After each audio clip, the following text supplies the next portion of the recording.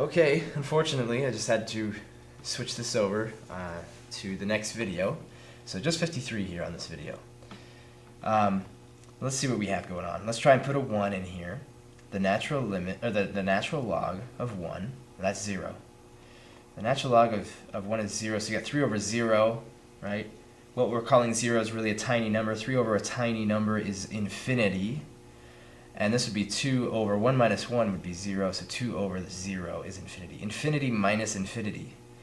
That is not, that doesn't make any sense. How big is this infinity and how big is this infinity?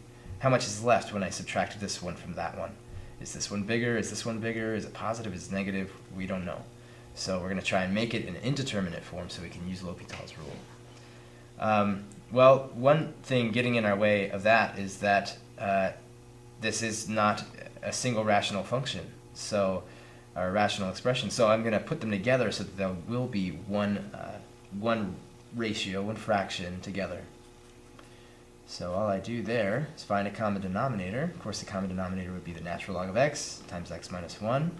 So I'm going to get 3 times x minus 1 minus 2 times the natural log of x over my common denominator of the natural log of x times x minus 1. Now let's see where we are.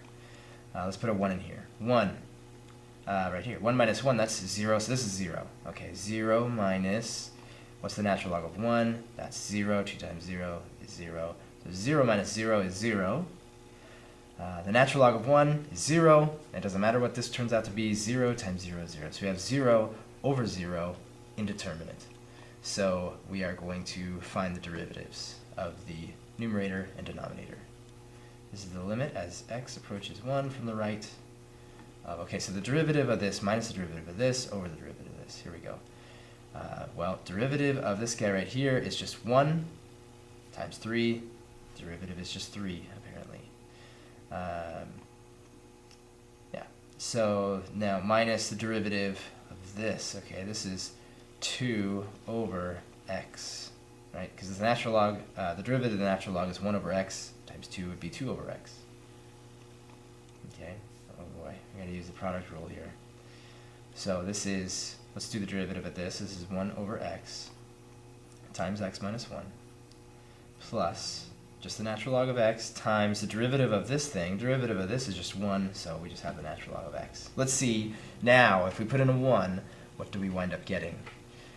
If we put a 1 in here, we get 3 minus 2. That's 1. Okay, we put a 1 in here, we got 1 over 1 times 1 minus 1. Oh, okay, that's 0. So this part is 0.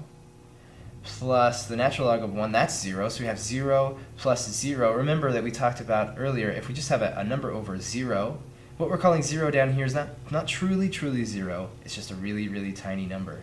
Okay? And since it's from the right, we know that it's, well, since it's 1, it's positive here, right? These are all positive numbers, tiny positive numbers.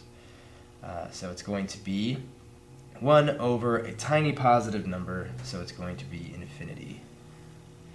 Okay? So there we have it. The limit of this thing here is infinity. Okay, well, I hope these were helpful, and I'll see you next time.